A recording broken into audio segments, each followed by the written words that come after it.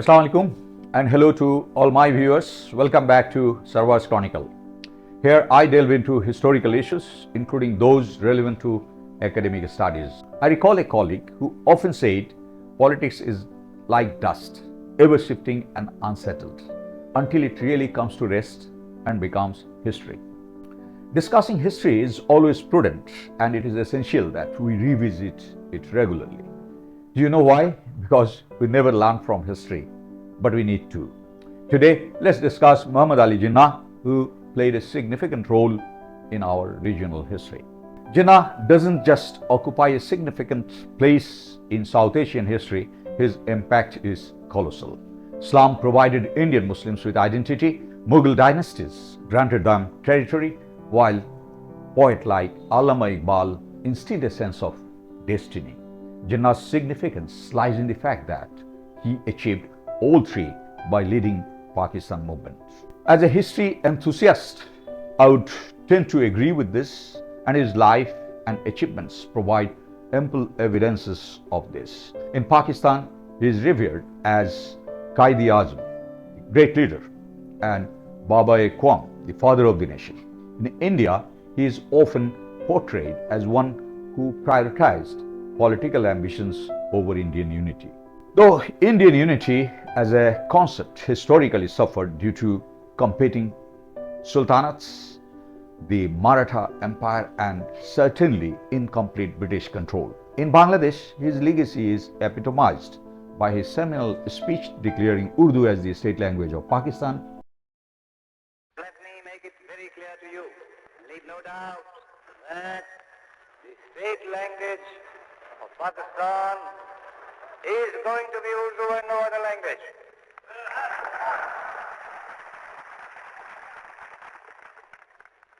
And anyone who tries to mislead you is really the enemy of Pakistan. Jinnah, although passed away many years before the birth of Bangladesh, but he undoubtedly planted the seeds of Bengali nationalism, which were crucial to its emergence. Focusing solely on his declaration of Urdu as the state language of Pakistan would overshadow his contribution to Indian politics spanning over 4 decades.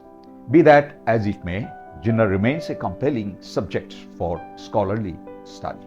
On that note, let me take you through his journey from childhood through education and growth to his eventual entry into the fields of law and politics. Just before Jinnah's birth, his family moved from Gujarat to Karachi, where he was born on 25 December 1876 under the then Bombay Presidency of British India.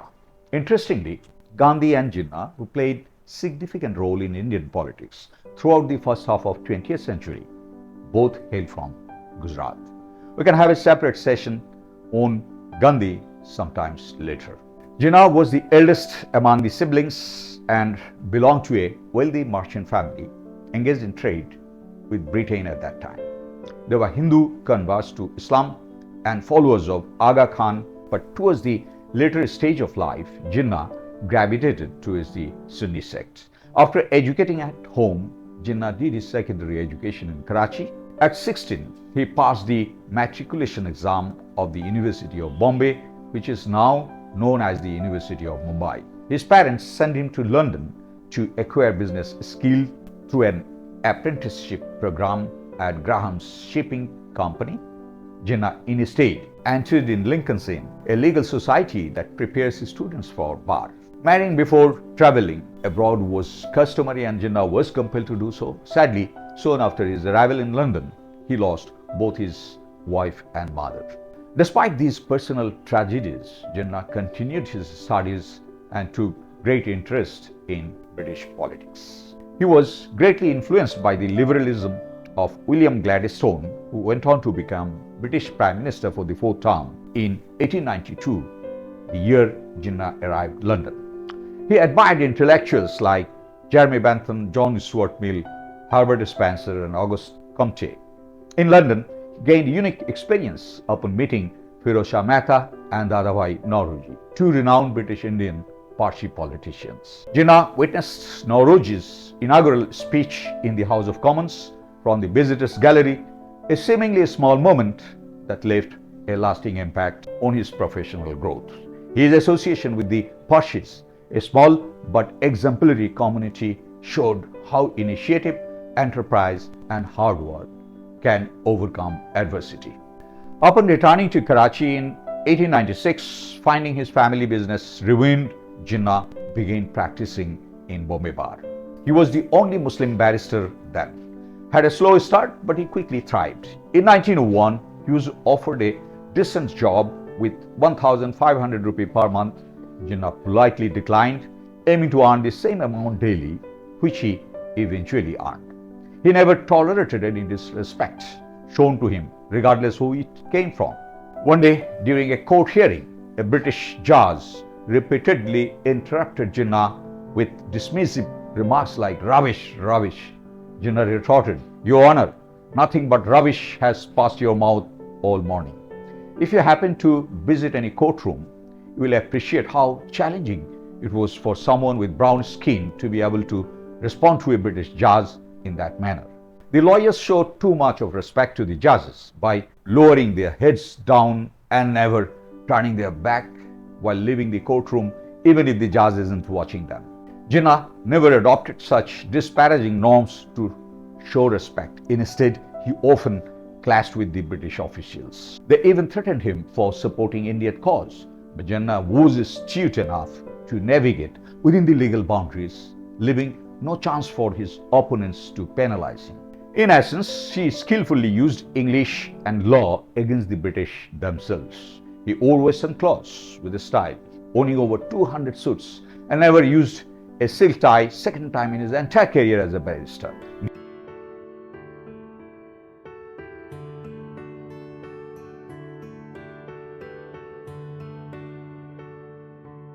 Nearly 10 years later, when he had enough money in his pocket, only then he turned towards politics by joining in the Congress's Calcutta session in 1906.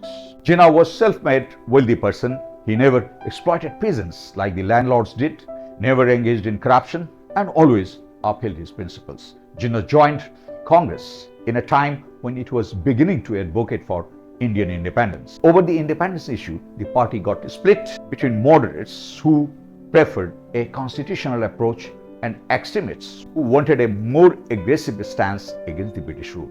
The resistance from the Calcutta-based Hindu elites over Bengal partition scared the Muslims, prompting them to send a delegation to Viceroy Lord Minto in 1906, leading to the formation of Muslim League. Muslim League aimed at safeguarding Muslim interests, though Jinnah believed the Muslim interests could be saved using the Congress platform. Jinnah never viewed Muslim interests separately and continued to promoting Hindu-Muslim unity. 4 years later, in 1910, Jinnah joined the Imperial Legislative Council as one of the representatives of Bombay Presidency. His eloquent speech, logical arguments, and staunch advocacy for Indian cause solidified his position within the Congress. Despite hesitation, Jinnah joined Muslim League in 1913, all while retaining his membership in Congress. Within 3 years, Jinnah committed Muslim League to the twin ideals of Hindu-Muslim unity and self-rule, and thereby bringing Muslim League on par with the Congress in terms of its objective. The Maratha leader Gokhale and Sarojini Naidu, a Bengali politician from Hyderabad, advocated Jinnah for Hindu-Muslim unity.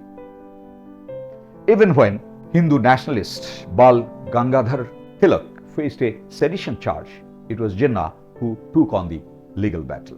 Jinnah's political career came full circle when he united Congress and Muslim League with the Lucknow Pact in 1916. Under the terms of the pact, Congress agreed to concede reserved seats for the Muslims in the Muslim minority provinces in exchange of League support for the Indian independence. Acceptance of separate electorate by Congress was a milestone event, a right previously granted by the Government of India Act 1909 or monumental reform, but resisted by the Congress. As World War was ending, the Home Rule League was set up to put pressure on British government to extract some constitutional leverage. Jinnah became one of the chief organizers of Home Rule League and became its elected president of the Bombay branch. Jinnah's rise in politics made everyone believe that he would assume next generation of Congress leadership after the passing of the stalwart politicians like Firoz Shah Mehta and Dadabhai Naoroji. Things changed with Gandhi's arrival and Jinnah faced with enormous challenges. By 1917, Gandhi became prominent enough with his non-violent movement titled Champaran Satyagraha, waged against the British exploitation of indigo farmers. These efforts helped Gandhi gain him control over both Congress and Home Rule League. Jinnah could not endorse Gandhi's non-violent movement as a political strategy over constitutional methods and peaceful solution. Jinnah struggled with work-life balance and never realized when he crossed 40. As he married, that was nothing but less than a blockbuster. In 1918, he married Rutibai Jinnah, or Rutibai, who was half the age and strangely the daughter of his wealthy senior Parsi friend Sir Dinshaw Petit, despite his tremendous opposition. Soon after marriage, Jinnah and Rutibai faced a slanderous media campaign against their inter-caste marriage. Weary of the Bombay press attack, they had to even extend their honeymoon to escape further gossip. As war ended, British slightly relaxed their control by increasing Indian participation in governance through Montagu-Chelmsford reform of 1919. These reforms failed far short of granting self-rule, further fueling the Indian independence movement. It is when Congress abandoned its liberal principles in favor of revolutionary methods in 1920 and Jinnah left Congress for good. Jinnah had a similar experience working with Home Rule League. In October 1920, Gandhi, upon becoming its president of Home Rule League, changed his constitution and named to Swaraj. In protest, Jinnah and 19 others resigned from Home Rule League. Jinnah could not even align with the Orthodox Muslims who were spearheading the Khilafat movement. To Jinnah, Khilafat had no practical implications for the South Asian Muslims. Jinnah opposed Gandhi's Hindu approach and fusion of religion with politics, particularly through his support for Khilafat movement, fearing its disastrous consequences. Nonetheless, politics is a different ballgame, and politicians, they often leverage people's perception and psychology, disregarding their practical implications. At this juncture, Gandhi seems to have eclipsed Jinnah in gaining prominence in Indian politics. But soon, Congress-Khilafat alliance crumbled, notably after the Chauri Chaura incident in Uttar Pradesh, when 22 police members were burned alive as political activists besieged a police post. After the movement's failure, Muslim League weakened due to loss of unity, leadership, widening gap with Congress, leading to political isolation and heightened communal tension. All this paved the way for Hindu revivalism to gain momentum. It is in the aftermath of the movement that the Rashtriya Swayamsevak Sangh was set up in 1925. Despite this, Jinnah continued advocating Hindu-Muslim unity and used constitutional tool for Indian independence using Muslim League. In 1928, when Simon Commission came to review the operation of constitutional system in India, Congress strongly opposed it for not including any Indian representative. In response, Congress chairman Motilal Nehru, he drafted a constitution for self-government within the British Commonwealth, disregarding the terms of the Lucknow Pact, which was a huge letdown for Jinnah. Jinnah's inability to bring about even a minor change in the Nehru's commission report or proposal further frustrated him. Years of experience working with the Congress and increasing communal tensions led him to believe that Congress wasn't willing to address Muslim issues or interests. Amidst such political turmoil, the passing of his beloved wife Ruti Jinnah in 1929 further isolated him. Despite these challenges, he continued to push Muslim interests with his 14-point demands. In 1930, when invited by the British government to the Round Table Conference, Jinnah chose to stay in London to pursue a legal career and seek membership in the House of Commons. When no consensus was forthcoming on the constitutional issue during the Round Table Conference, Prime Minister Ramsay MacDonald, he offered a resolution on 16th August 1932 known as the Communal Award in response to calls for separate electorate by the Muslim League. Jinnah stayed in London from 1930 to 1934, accompanied by his sister Fatima Jinnah and daughter Dina. During this time, Jinnah remained politically somewhat inactive. With favorable conditions prevailing and persuaded by many, Jinnah returned to assume Muslim League leadership in 1934. The Government of India Act 1935 granted provincial autonomy and introduced a federal structure for British India, paving the way for upcoming election. Throughout 1936-1937, Allama Iqbal extensively corresponded with Jinnah, articulating his vision for separate state for the Muslims, which later on became the ideological platform for Muslim League. Although the idea of Islam as a sole basis for nationalism isn't entirely robust, if it were, we would see only one nation in the Middle East, which is not the case in practice. However, in 1936-1937 election, Muslim League, in coalition with other smaller Islamic parties, formed government in 3 states as opposed to 8 by the Congress, a performance that fell far short of expectation.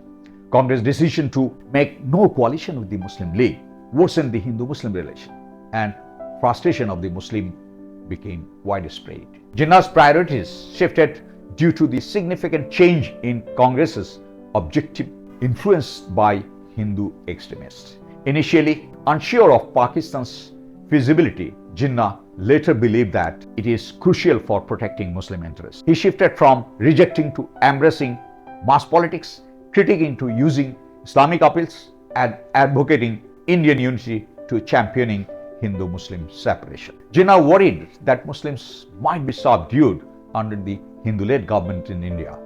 In response, he launched a campaign to sensitize the Muslims and transform Muslim League into a powerful uniting force.